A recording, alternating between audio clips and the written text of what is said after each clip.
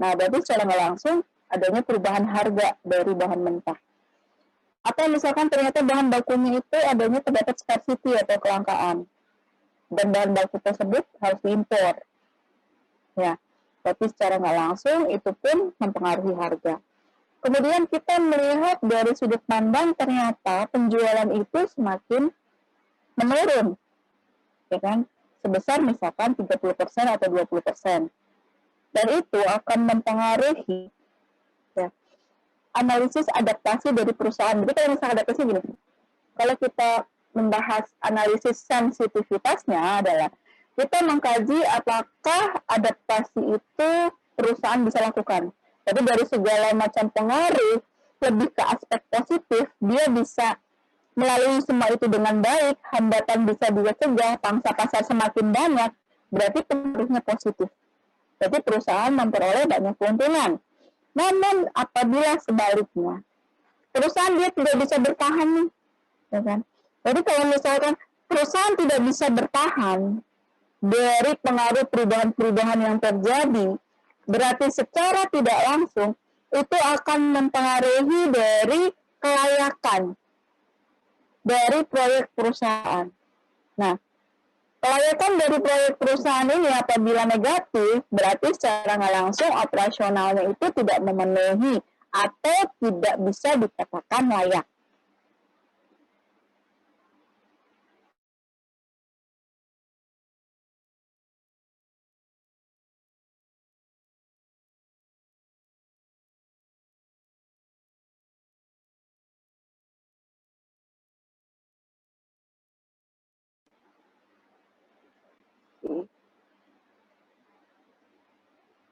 Perhatikan di sini. Nah, kita membahas analisis sensitivitas. Nah, artinya di sini analisis sensitivitas ini kita melihat ya, apakah di dalam hasil dari suatu proyek itu dipengaruhi oleh beberapa perubahan. Nah, jadi kalau misalkan ada perubahan-perubahan yang terjadi di dalam perusahaan, tentunya kita melihat aspek dari apa? Dari yang namanya biaya dan manfaat. Ya. Kalau misalkan ternyata biayanya lebih besar daripada manfaat, berarti otomatis kita katakan tidak layak. Ya. Tapi kalau misalkan manfaatnya justru lebih banyak, ya berarti itu dikatakan layak. Ya kan? Secara tidak langsung untuk apa? Untuk kita mengetahui layak tidak layak adalah kita menggunakan analisis sensitivitas dari prosentase. Berarti kalau misalkan net benefit and cost-nya, kalau misalkan ternyata nilainya nih kalau 1, ya berarti nilainya positif dong, dan itu profitabilitas yang dihasilkan. Kalau misalkan kurang dari 1, berarti tidak layak, ya, karena kurang dari 1. Kalau misalkan sama dengan 1, berarti tidak untung dan tidak rugi. Oke.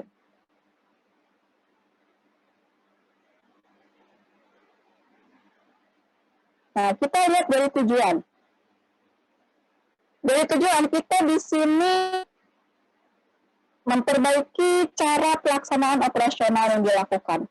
Berarti otomatis ketika yang namanya operasional itu dilakukan, dia udah tahu nih setahun, 2 tahun sebelumnya perubahannya, trennya seperti apa, sehingga bagaimana cara memperbaikinya. Nah, poin yang kedua kita melihat dari net present value, berarti nilai saat ini itu seperti apa, untuk kita meningkatkannya dari desain project-nya, dari proyeknya. Kemudian kita melihat dari poin ketiga, kita melihat bagaimana caranya mengurangi risiko dalam kendala bisnis. Jadi mengurangi risiko ini akan dipengaruhi pencegahan yang harus diambil di masa yang akan datang supaya risiko itu berkurang. Nah, contohnya kita di sektor pertanian, di sini ada nilai harga output.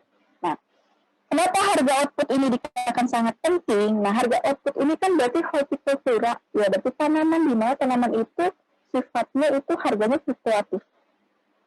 Kenapa? Karena kita nggak tahu nih, faktornya adalah biasanya musiman. Ya, karena kita unpredictable, tidak bisa diprediksi karena faktor iklim dan cuaca.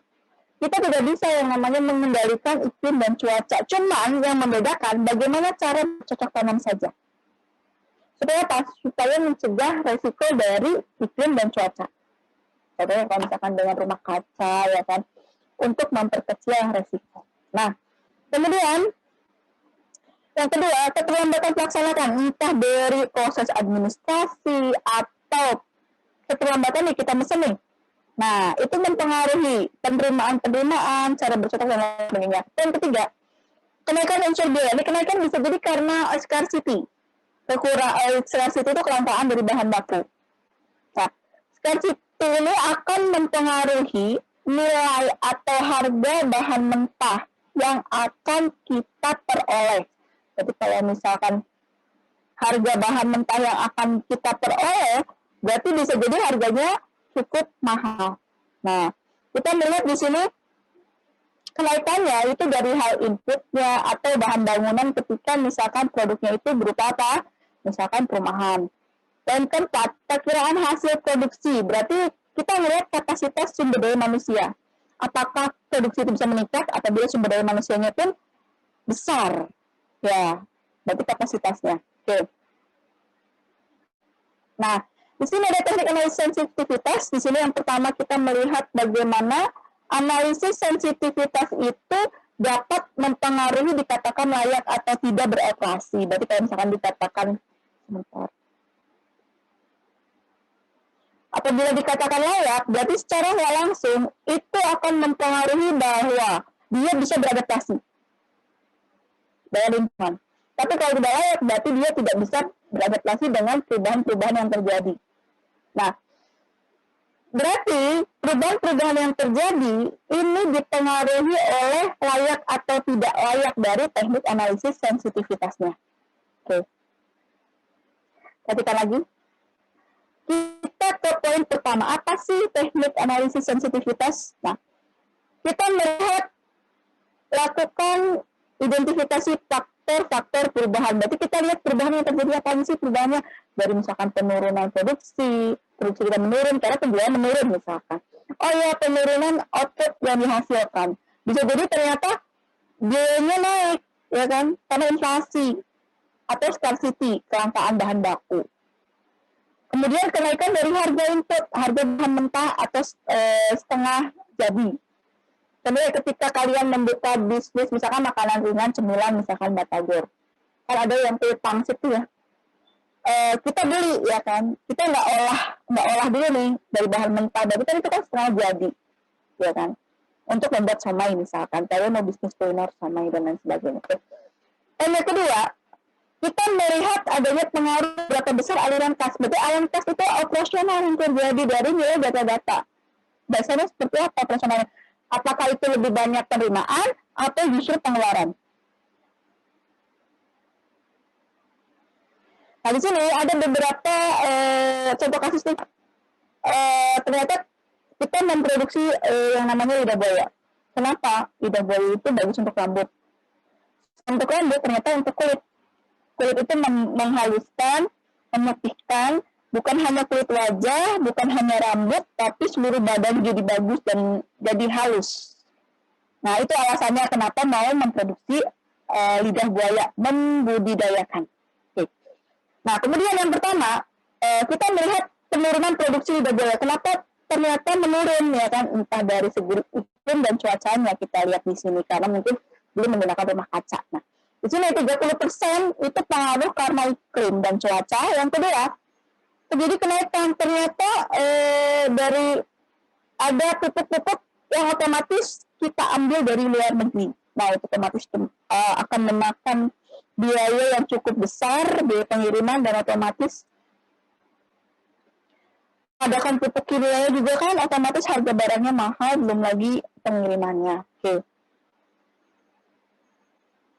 Nah, ini adalah contoh.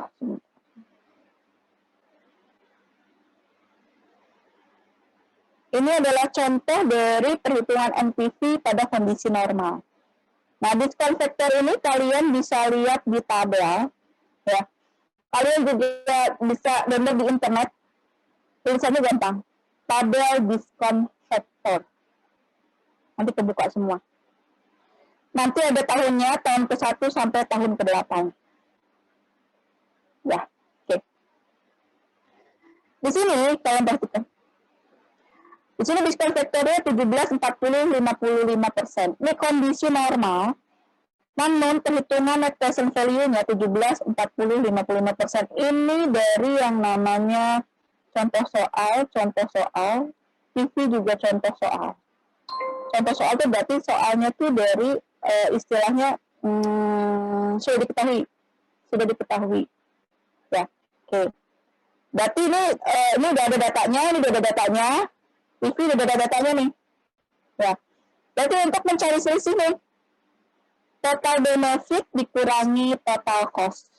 Itu adalah selisih. Nah, Bu, saya ingin mengetahui NPV 17%. Berarti 17% ininya 1 tahun, nanti nilainya ada semua. Ada tinggal di-sign aja. Lihat di tabel diskon faktor tahunnya sesuaikan sampai tahun ke-8 ya. Oke.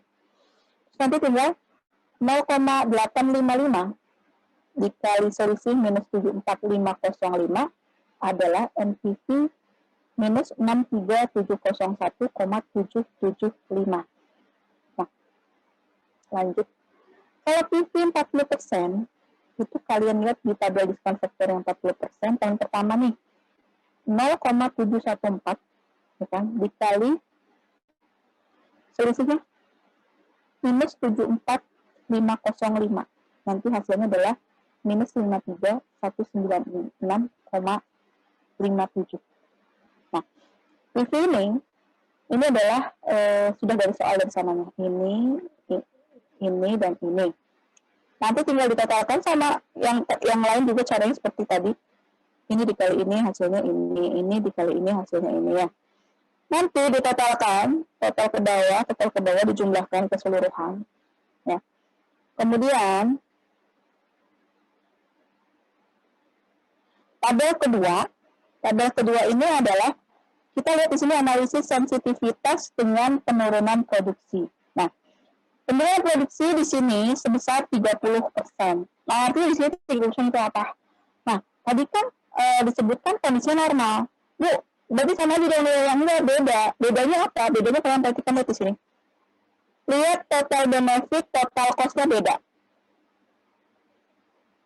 Berarti ini total benefit dan cost-nya beda, berarti nanti nilai selisihnya beda, NPV-nya beda, NPV 17-40% beda, total juga beda. Paham ya?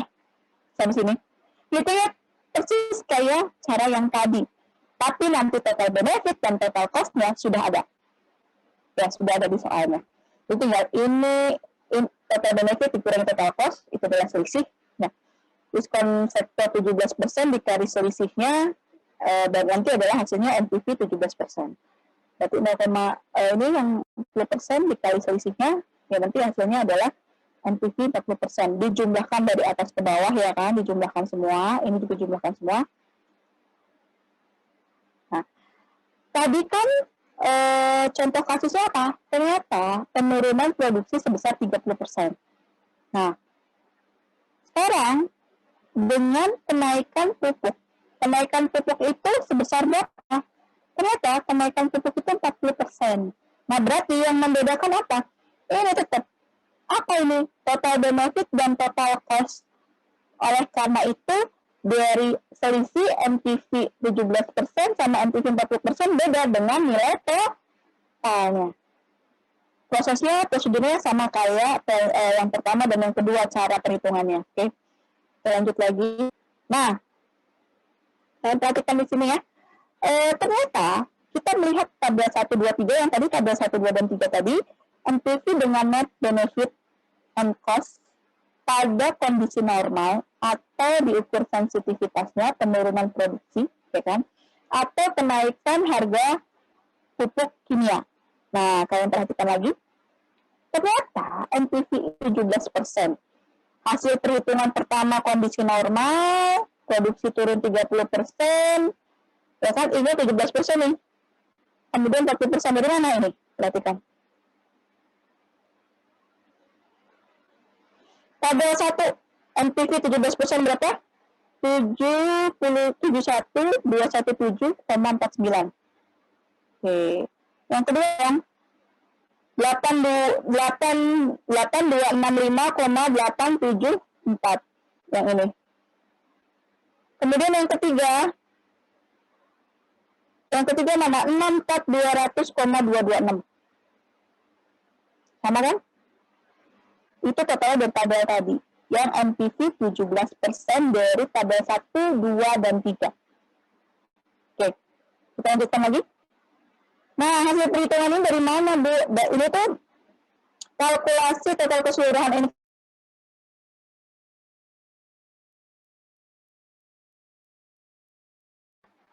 Ya, ini ada total benefitnya dibagi total cost-nya. Ini total cost.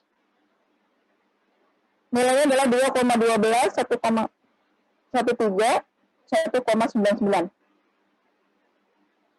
Oke, sebentar. Nah, kita di sini. Oke. Apabila kasusnya adalah nilai benefitnya yang 30%, apakah proyek itu masih dikatakan layak? Nah, total benefit ini sama dengan 17%, nilai ini dari mana? Oke, ini kan dari soal yang tabel pertama.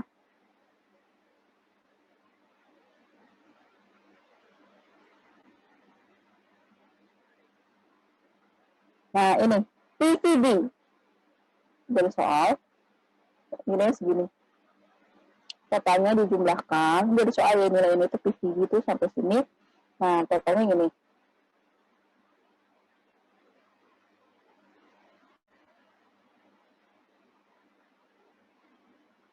Nah, bagaimana dengan nilai I 17%, 71.217,49. Oke, perhatikan di sini.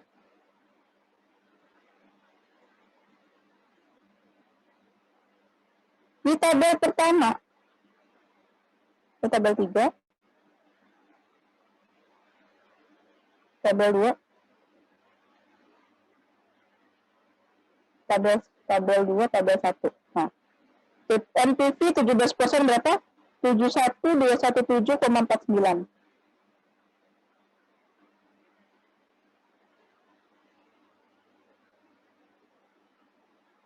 Nah, ini.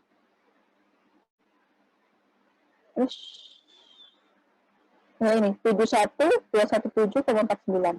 Nah, pengaruh langsungnya kan kita diketahui bahwa pengaruh langsung terdapat 30% penurunan kan, 30% penurunan dikali hasil yang tadi, yang ini. Yang di tabel 1, PV-nya, nilai totalnya adalah segini. Masukin datanya. Sama dengan hasilnya adalah ini. Nah, kemudian, ini nilai 17% ini adalah yang ini. Kalau yang baru ini, berarti nilai yang ini didapat, ini tuh soal juga. Nah, PV yang baru misalkan hasilnya positif, ya berarti masih dikatakan layak. Kalau nilai NPV itu dikala positif dia layak, tapi dikala negatif dia tidak layak. NPV loh, kita bicara net present value. Nah, kita lanjutkan lagi. Untuk mencari NPV, nilainya dari sini kan, direct effect. Masukin datanya ini. Direct effect tadi yang 30% hasilnya dibagi nilai yang ini. Dengan I 17% dikali 100%. 100% ini rumus sama dengan 96,16%. Nah, ini sensitivitasnya penting. Perubahan komponen persentase kali 100% dibagi perubahan NPV. Kita lihat. Di sini perubahan komponennya kan tadi perubahan direct effect-nya 30% dikali 100 ini rumus. Nah, ini dari sini perubahan NPV-nya masukin di sini. 96,16%. Nah, sensitivitasnya berapa? 31,2%. Nah, artinya gini, ketika yang namanya sensitivitas itu persentasenya positif, ya kan?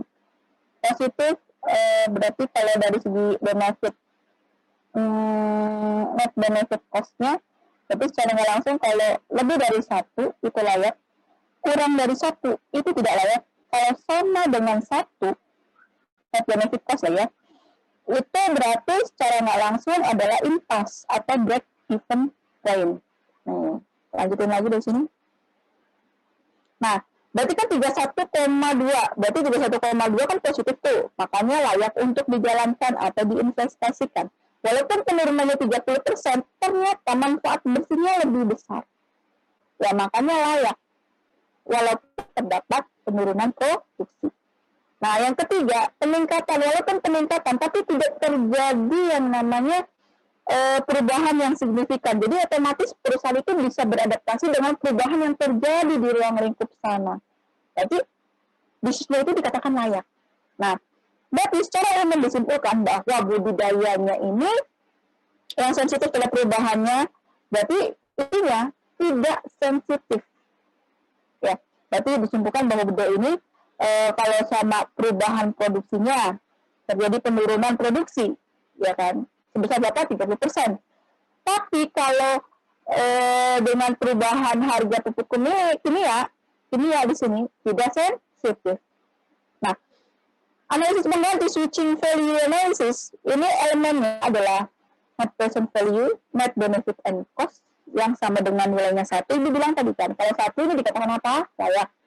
Kalau kurang dari 1 tidak layak. Kalau sama dengan 1 itu adalah titik impas. Nah, NPV gitu. Kalau misalkan positif, ya itu layak. Kalau negatif, tidak layak. Ya, paham ya? Kita lihat dari IRR, interest rate and return, ini kenapa pakai ini? Karena otomatis ada tingkat yang tadi Ibu bilang dalam di awal kita harus punya yang namanya tabel discount factor. Jadi tabel discount factor itu dibutuhkan untuk kita mencari yang namanya analisis prosentase sensitivitas dari yang namanya perubahan yang terjadi. Nanti dikatakan layak atau tidak dari satu proyek, apakah proyek itu masalahnya adalah kenaikan harga pupuk kimia atau justru sensitifnya terhadap penurunan produksi. Ternyata di sini penurunan produksi tidak berpengaruh, ya kan? Karena nilai positif berarti lebih berpengaruhnya pada aspek yang namanya kita sebut otomatis itu berpengaruh karena otomatis iklim dan cuaca kan tadi, makanya terjadi penurunan produksi. Tapi kalau misalkan yang tadi yang satu lagi apa, peningkatan harga, ya itu memang berpengaruh, sangat sensitif nilainya. Ya, oke, terima kasih. Ada pertanyaan tidak? Halo, assalamualaikum. Tidurkah? Halo. Iya Ibu. Waalaikumsalam. Paham nggak ya kira-kira? Waalaikumsalam. Insya Allah Bu. Insya Allahnya paham atau? Izin bertanya Bu. Boleh asik. Mana? Ya silahkan, mangga. Ini Bu mau nanya soal kalau analisis sensitivitas dengan kenaikan pupuk kimia itu yang maksudnya yang diubah itu nilai total benefit sama total cost-nya atau gimana ya Bu? Saya masih belum paham Bu. Kalau yang total yang ini pupuk kimia. Ini ada sebentar. Pupuk kimia ya. Kita lihat di sini. Oke. Nah, di sini ini kan contoh analisis sensitivitasnya nih ya kan. Ibarat kata tuh ada kasusnya di perusahaan. Ternyata di sini terjadi kenaikan harga input, berarti bahan baku ya kan. Ketika kita bercocok tanam, kita membutuhkan pupuk dong ya kan. Pupuk itu sebagai penyubur. Berarti kalau penyubur secara langsung perkembangan dari tumbuhan itu mempengaruhi dari yang namanya kualitas lidah buayanya. Paham ya sampai sini? Paham nggak sampai sini? Paham Bu. Nah, namun kita perhatikan di sini. Sebentar, betul. Kita lihat di sini. Total benefit ini, yang di sini, total benefit ini dinilai nominalkan. Artinya gini. Semakin banyak yang kita keluarkan dari unsur biaya, ada nggak sih benefit yang dirasakan? Nah, artinya berapa banyaknya misalkan dari tahun ke tahun gitu loh terjual. Penjualan dari lidah buayanya. Jadi artinya apa ya? Pemasukan. Ya. Keuntungan Kak, Bu? Keuntungan, iya. Pendapatan, keuntungan, penerimaan kas intinya. Paham ya? Pemasukan penghasilan yang dihasilkan perusahaan tiap tahun. Paham ya? Nah, namun kita perhatikan juga di sisi lain adalah total cost-nya. Ya, total cost-nya dari tiap tahun itu ada total cost-nya. Apakah total cost-nya itu justru semakin bertambah nilainya atau berkurang? Berarti kalau misalkan total cost-nya bertambah, bagaimana caranya untuk meminimalisir cost, ya kan? Untuk meminimalisir cost, tapi kita meningkatkan nilai benefitnya. Biar toh keuntungannya jauh lebih besar. Nah, total benefit and cost ini akan mempengaruhi apa? Yang tadi ditanyakan adalah kenaikan dari 40%.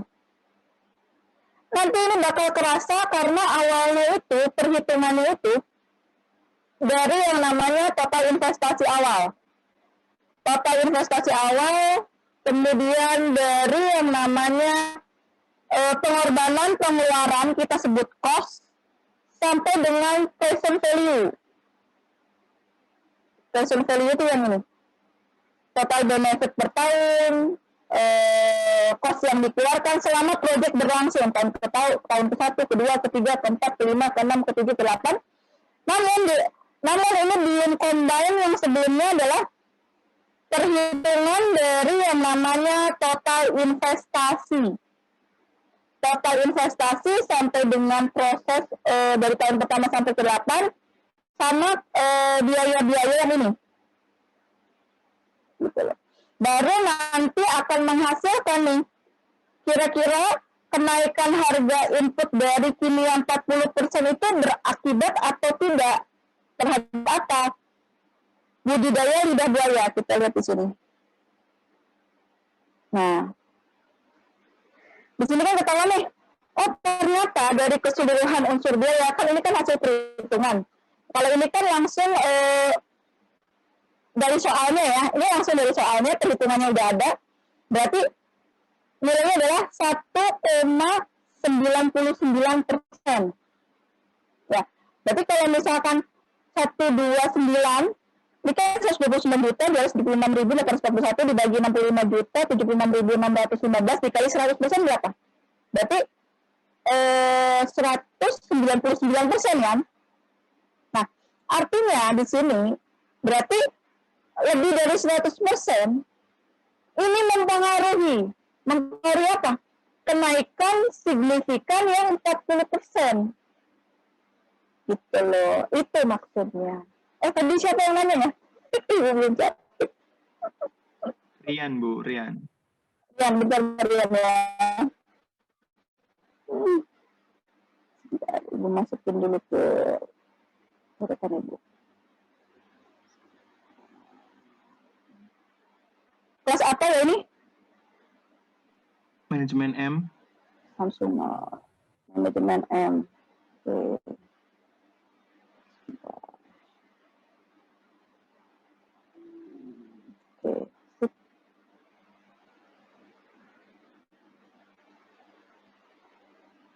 Rian, tingkat 2M ya? Oke, sip. Ada pertanyaan lagi? Aku senang sekali kalau ada pertanyaan.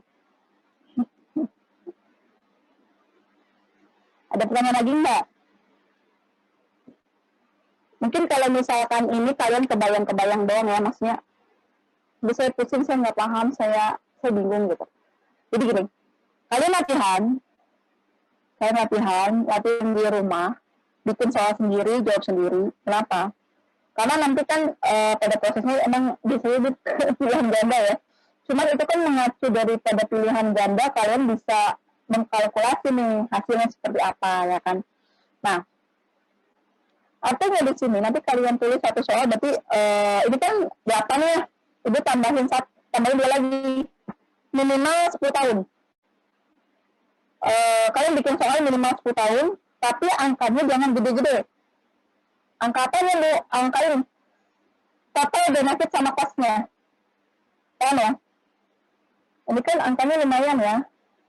Benefit costnya kan 4.000, 66.000 ya kan. Terus ini juga kan lumayan 134 juta ya kan, 63 juta kan ya maksudnya ya. Bisa gede-gede. Tapi intinya selama 10 tahun tapi kalian tuh paham gitu loh proses pengerjaannya. Nanti kalian buat di folio bergaris, pulpen warna biru, tulis tangan, di foto. Bentuknya adalah JPG. Nanti ibu kasih apa ya kita sebutnya? Ibu kasih linknya nanti Google Classroom-nya minggu depan. Ya. Jadi otomatis ini untuk latihan kalian juga, karena selama ini nggak pernah ngasih latihan ya kan ke kalian, takutnya tuh kenapa ibu kasih latihan supaya kalian itu nggak lupa gitu loh. Biasanya kalau misalkan cuman untuk ngedengerin aja tuh udah lupa ya kan, namanya juga manusia kan. Nah itu. Jadi nanti ibu kasih linknya minggu depan Google Classroom-nya. Tapi bisa jadi nanti kita lihat aja apakah nanti hanya mengumpulkan tugas aja atau justru belajar lagi seperti kayak gini. Tapi intinya ketika belajar lagi, ibu berharap kalian fokus, segala macam masalah dikantongin dulu, ya kan? Kalian perhatikan penjabaran dari ibu, udah itu aja. Dan ibu berharap minimal kalian nilainya B, maksimal A. Oke, bisa ya? Karena kan latihan. Kan latihannya lebih bagus lagi kalau minimal A gimana ya? Ibu dikasih hati minta jantung. Nah itu Bu, minimal A aja Bu. Nah, makanya kalian latihan, harus rajin, oke? Walaupun sekarang masih hari raya ya kan, tapi jangan menyerah karena ibu pengennya mutu dan kualitas Unsur Jati itu meningkat. Karena ibu asli Cirebon untuk memberdayakan sumber daya manusia Cirebon dan daerah, terutama Unsur Jati, oke? Oke Bu, kami siap ngerjain tugas, tapi A ya Bu. Oh iya dong, tapi harus benar ya, ujian harus bisa, oke? Semangat. Oke, sekali lagi ibu karena masih hari raya, ibu mohon maaf ya apabila ada kata-kata yang kurang berkenan. Minal aidin wal faizin, mohon maaf lahir dan batin. Ya, masih ada yang bertanya lagi tidak? Saya Bu. Mana? Bertanya. Iya, tanya apa? Boleh. Bertanya Bu. Boleh. Ya. Misalnya Namanya? bikin soal. Nah, kita cara ngetahuin PVB-nya gimana?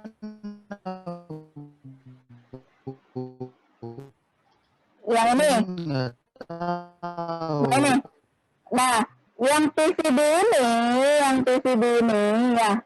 Nanti yang PVB kalian bikin sendiri. Kira-kira kalian mau untung berapa? Kalian prediksi aja sendiri. Iya ini PVB kan ini kan. Nah ya. Kalian kalkulasi dulu sendiri. Nanti ibu pengen istilahnya tuh, ibu pengen lihat kalian itu nanti hasilnya berapa. Paham ya? Namanya siapa? Ibu satu dulu. Nanti dulu Pak. Andika Bu. Andika terus 2M ya? Andika 2M. Oke, sip. Ada pertanyaan lagi? Ibu, Benar Bu. Ya. Kenapa? Ibu berarti nanti di soal itu yang udah diketahui total benefit sama total cost ya Bu? Iya, ini yang diketahui yang ini. Tuh. Benefitnya berapa, cost-nya berapa, udah diketahui dari sananya. Jadi, kalian bikin soal sendiri sama juga dengan PVB. PVB itu didapat dari mana sih Bu atau kita ngarang? Ya, ngarang aja dulu aja. Ibu mau tahu kalian ngarang ya. Ini kan dari soal nih. Kalian ngarang gitu loh. Ibu mau tahu hasilnya berapa nanti. Ya. Paham ya? Nanti kalian buat sesuai dengan yang tadi ibu prosedur nanti. Nanti kalau misalkan ada anulir, nanti kalian ubah lagi, oke? Jadi kalian buat dulu, ibu mau tahu proses belajarnya kalian itu kalian pahamnya sejauh mana dulu gitu loh. Jangan ibu kasih banyak ya kan, sampai nanti kebanyakan puyeng nanti kalian. Ini aja kalian masih banyak nanya ya kan. Tuh. Pusing nanti kalau terlalu banyak ya kan. Atau mau yang banyak sekalian boleh. Ibunya nakal ya. Ini aja belum tentu bisa kata anak-anak teh. Tapi paham kan kalian? Halo. Kalian Insya paham Allah. nggak kira-kira? Insya Benar Allah nih. paham, Bu. Alhamdulillah. Nanti tolong dikerjakan. Nanti ibu juga nggak akan banyak-banyak sih. Ibu takutnya malah kalau kebanyakan kaliannya nggak paham, terus nanti kaliannya udah stres duluan. Terus ngeliat ibu tuh kayak gimana gitu, semangat banget tuh mata kuliah ibu tuh susah banget ya. Jadi nggak termotivasi, ibu nggak pengen seperti itu. Paham ya maksudnya ya? Oke, karena tidak ada yang bertanya, terima kasih sebelumnya. Assalamualaikum warahmatullahi wabarakatuh.